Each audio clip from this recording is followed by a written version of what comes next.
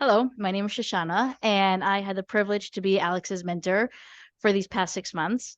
And I have to say, this has been, for me, such an amazing experience because not only is Alex intelligent, curious, motivated, she's so warm, she's so kind. It's so enjoyable to sit once a week for an hour and speak to her about the project, what her thoughts have been the whole week, what she thinks about it now, what she wants to do. And like, I was really able to let Alex drive the project and make the decisions, especially since Alex has amazing judgment. So not only can she analyze the data and put it together, but she can also decide like what is the next best step. And this has been really an amazing experience for me, and I'm really excited to hear your presentation.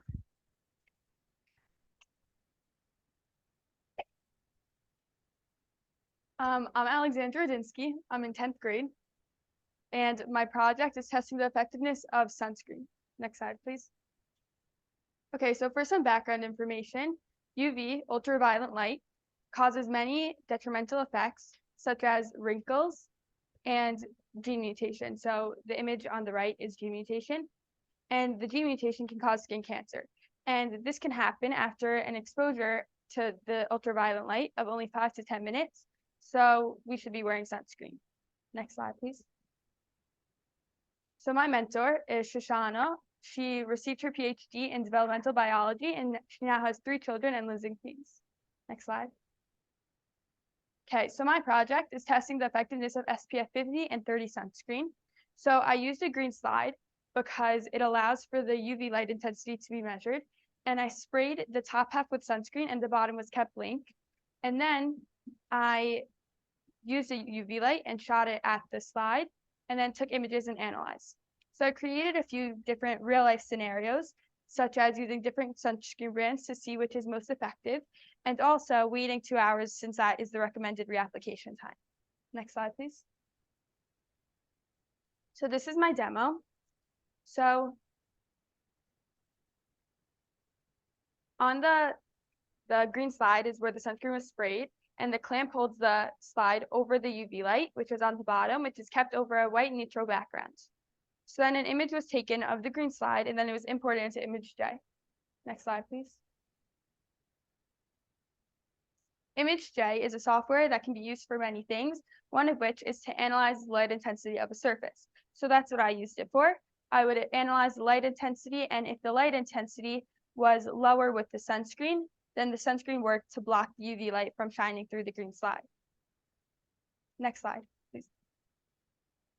So this is how I measured the UV light measurement.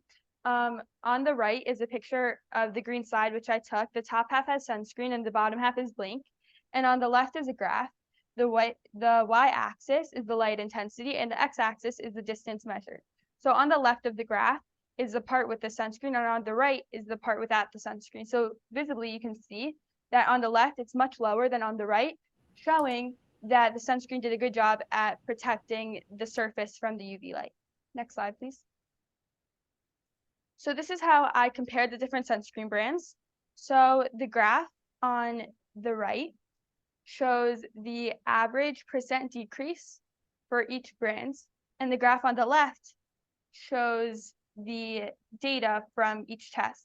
So the y-axis again is light intensity, and the x-axis is each brand.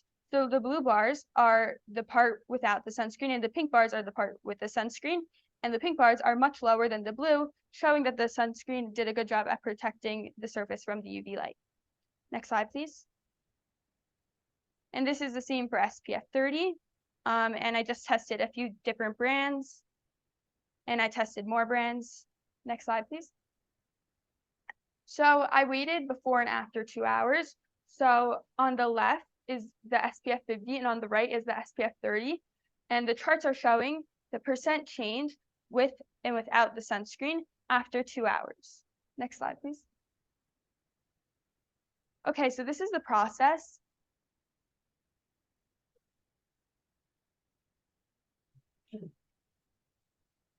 No.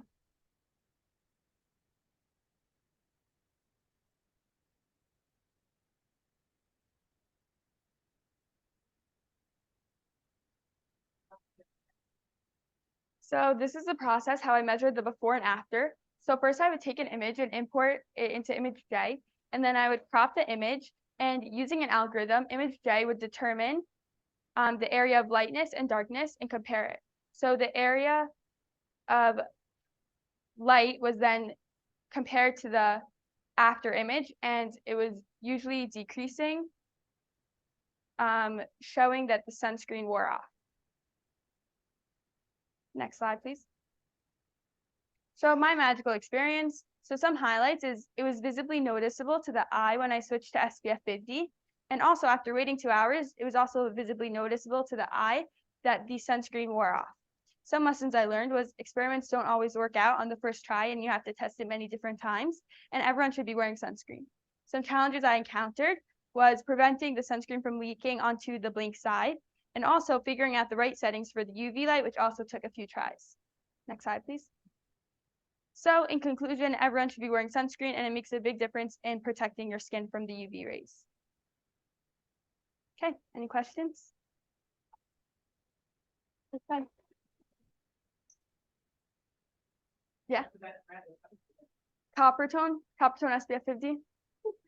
Can you please repeat the question? Oh, which sunscreen is the best to use? So I said it's copper tone SPF 50.